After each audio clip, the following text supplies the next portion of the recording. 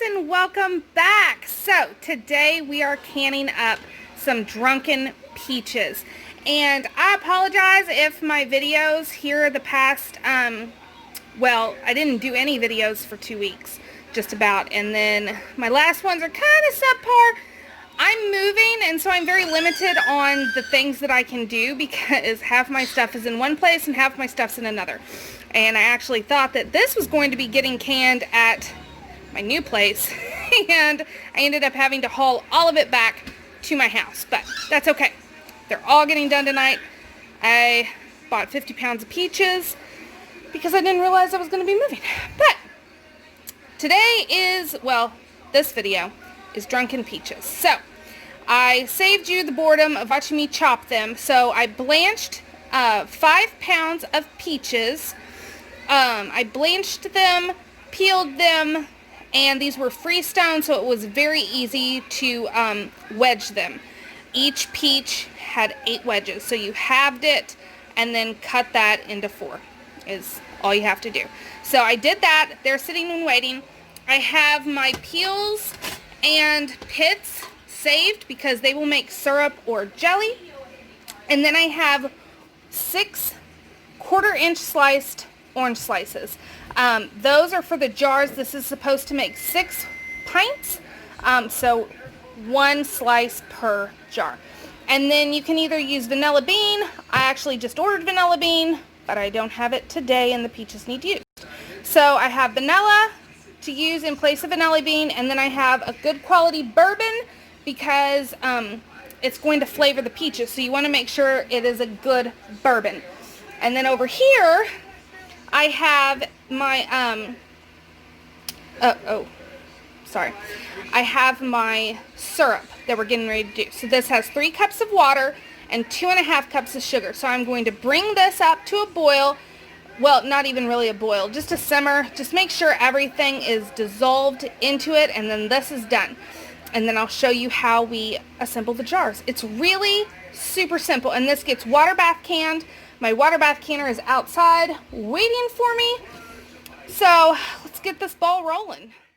Okay, so I don't know if you technically have to follow these directions to the T, but since I have never done the Drunken ones before, I'm following it. And this is also from,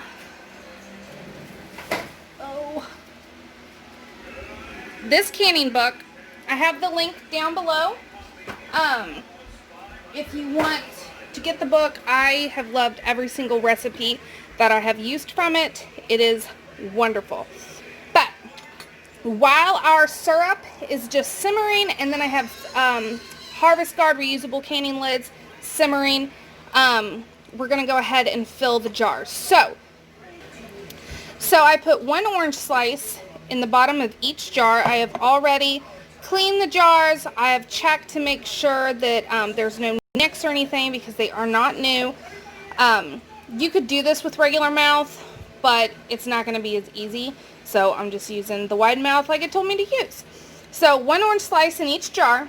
And now we are going to pack the peaches in very tightly. Now I already have some bourbon poured. It says 3/4 cup. You're putting 2 tablespoons in each, but they say to put syrup in first, then add your bourbon, and then top it off with more syrup. Also, you will need that recipe that's in the book if you are using vanilla beans, because it is different than using the extract. So I'm going to go ahead and put 1.5 teaspoons of extract into each of my jars right on top of the orange.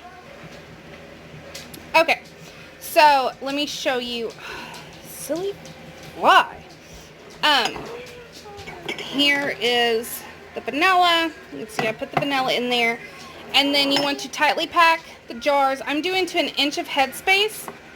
So there is a tightly packed to about 1 inch of headspace. Okay, so once all of your jars are tightly packed to about 1 inch of headspace, and that's just because let me see. I think, let me read it real quick.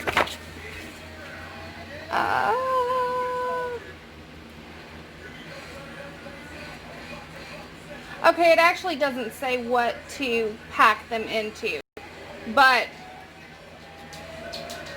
yeah.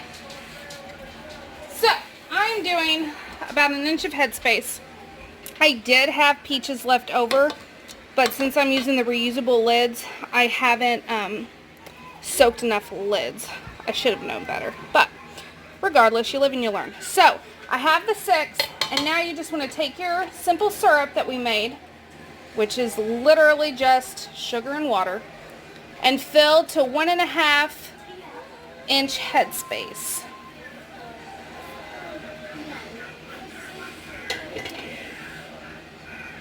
And I have my little debubbler that I use to kind of very gently pack. You don't want to mash them. We're not mashing today. So now that we have it to the 1.5 inch headspace, you want 2 tablespoons of bourbon per pint jar.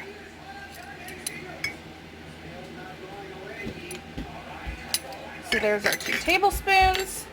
And then it says to top off to 1/2 inch of headspace with more syrup. So there's the 1/2 inch. Gently, oh, this smells so good. Very gently debubble. And then make sure everything is underneath your liquid. So our liquid did drop, so we'll top it off with just a little more syrup.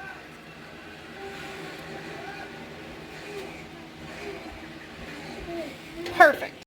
So now we will wipe the rim of our jar, we will put our lids and rings on, and then these will process for 25 minutes in the water bath canner. So I will bring you back after, yes baby, I see. So these will process for 25 minutes, water bath, for pints. There is not a method in the bulk canning book for these to be in quarts, so that's why I'm using pints. But you also want to make sure to check your altitude, because even with water bath canning, your altitude could change the amount of time to process these. So I will bring you back when these are all done. Alright, so here is the finished product. Here are the 6 that have the orange slice in them. You can see it floating right there. But I tightened down all those lids after they came out of the canner. They went for their 25 minutes, and then they rested for 5 in the canner, and then I took them out. These, because I told you I had extra, I had enough for 2 more pints, but I guess I put the lid on, the rings on too tight. This is what happens when you put the rings on too tight, and it can't let out air bubbles and fluctuate. This is what happens.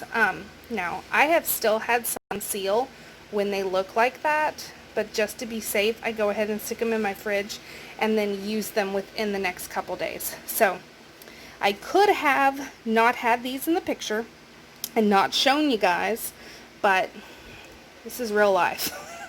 And this is what happens sometimes. So I wanted to show you what happens when you have your rings on too tight. That's why they say fingertip tight. But I hope you enjoyed this new recipe. I hope it inspires you to try something new out for yourself. I think these will make the most delicious peach crisp, or having it over ice cream, or peach crisp with ice cream. I love making peach crisp. Love it. It's probably one of my favorite things to make. And to have the bourbon flavoring that, I think it's going to be so good. So I hope you guys enjoyed this video, and I will see you all next time. Thanks for watching.